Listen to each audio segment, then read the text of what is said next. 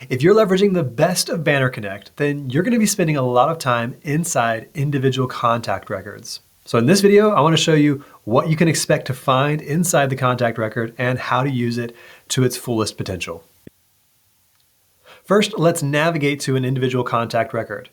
From the dashboard, we can do that by clicking on Contacts and then clicking on an individual person. Or we can use the search bar up here to search for someone. Let's go ahead and go to Jimmy Testingham.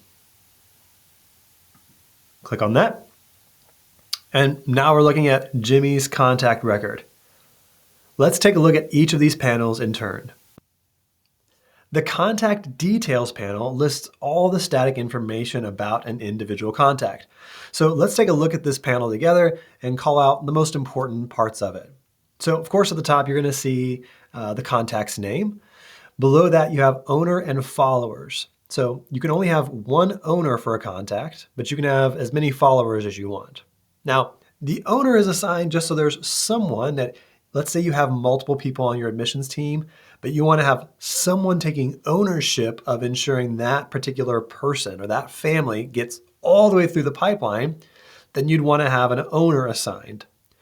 But maybe you want to have multiple people notified about key events like new messages coming in or forms being filled out by that individual, then you could assign different followers. And do that simply by clicking the drop down and then assigning the owner or followers.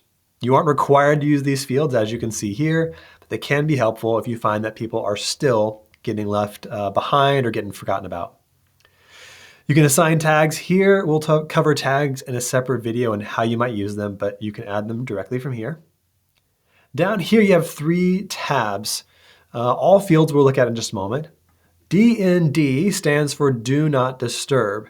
And this is a way that you can control if someone has said they don't want to get communication from you anymore, you can select that in this panel. If they opt out through an email, do it themselves and this will automatically be updated.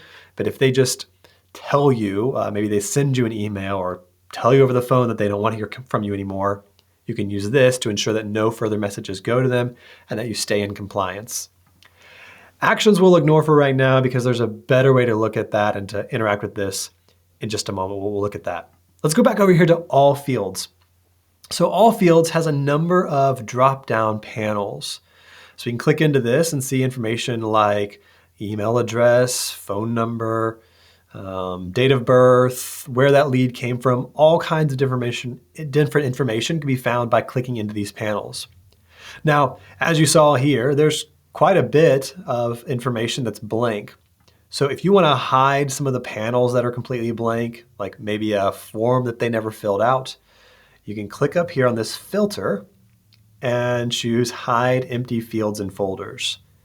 And that's going to hide all of the empty fields and folders. So now if we click on this, it only has the one relevant filled out thing. So that can be helpful. That's the contacts panel, or the contact details panel at a glance. Let's move over to the next panel. This center panel is called the communication panel. So here is where you can get a list of all the communications that have happened between you as a school and this contact. Now, as you can see with Jimmy Testingham here, there's not a lot going on, but if there had been conversations, emails, texts that have been sent back and forth, they would all be listed here. Additionally, if Jimmy had filled out a form or attended an event, scheduled a calendar event with you using one of your calendars inside Banner Connect, all of that would populate right inside this panel. So it's sort of an activity archive, if you will. At the bottom, you can send a message to Jimmy. So right here, you could send a text. That's going to be the default choice. As you can see, there's no phone number associated with this demo account. If you're seeing this, then that's going to be true for you as well. If you'd like to have texting set up, let us know and we can arrange that with you. But you can also click there and choose email. And from here, you can see it's just a regular email sending experience. You can type in a subject and a message, format it as needed. We can talk about maybe some of these functions later, but for now, it's just a matter of creating an email and hitting send.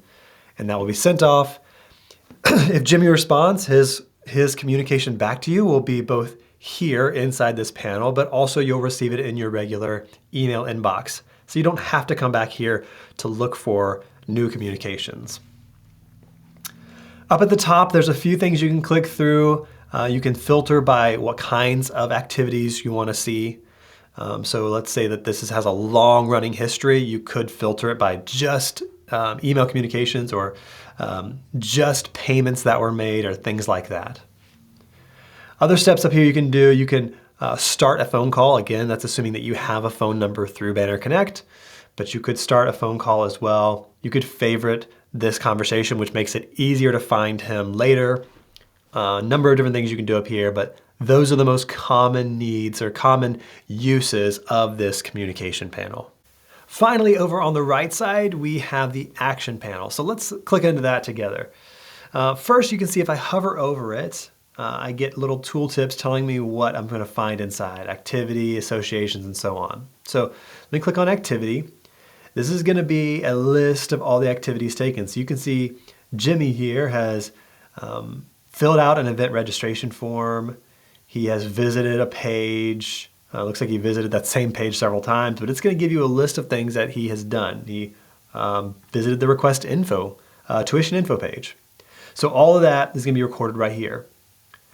Associations allows you to associate Jimmy's contact record with others. So let's say that he has kids or a wife and you want to connect the two of them so that you can see who else inside of your contact database is related to one another in some way. You can do that right here. You can create a new contact record or link an existing contact record simply by clicking and then searching for the person you want to associate with. Opportunities, we talk about this in another video, but you can also add Jimmy to an opportunity directly from here by simply clicking add. And just like with a contact, you can either create a new opportunity in one of your pipelines, or you can connect Jimmy to an existing opportunity. Maybe his wife requested initially some information, and then Jimmy came along later and you just want to associate the two of those people with the same opportunity. You can do that right here. Let's go down here to tasks. Again, there's a couple different places throughout Banner Connect where you can associate a task with a contact, but here's one of them. So if we wanted to follow up with Jimmy after he speaks with his parents, let's say the grandparents of Jimmy's kids are going to be helping to fund the tuition bill, then maybe we know we need to follow up with him after he's had a chance to talk with those grandparents. So we could add a contact or a task rather right here. We could click here to add another task and give it whatever title you want. Maybe we need to invite him to some event. Maybe we need to send him some paperwork. So we could give it a title, a description, a due date, and assign it to someone. You can do that all right here inside of his contact record. We can also add notes. So if we learn something about Jimmy himself or his kids, we could add a note right here so that the whole team has visibility.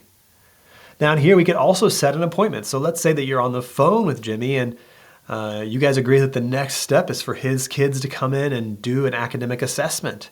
So you could schedule that. If you have a calendar for academic assessments, then you could create that event right here and book that and get it moving forward without him needing to go to a page and do all that himself. For some of you, you'll be using documents and payments. That doesn't apply to all of our schools, but if you have this functionality enabled, then you could have Jimmy have his documents that he has signed all stored here. Any invoices he has paid would be tracked right here as well. If you guys use this for various different purposes for payments, that's again all going to be associated with the same contact record on the right side panel of this record. Hopefully that gives you a quick overview and just makes you feel more comfortable diving in to the contact records. Explore, poke around, and let us know if you have any questions. We'll be happy to help.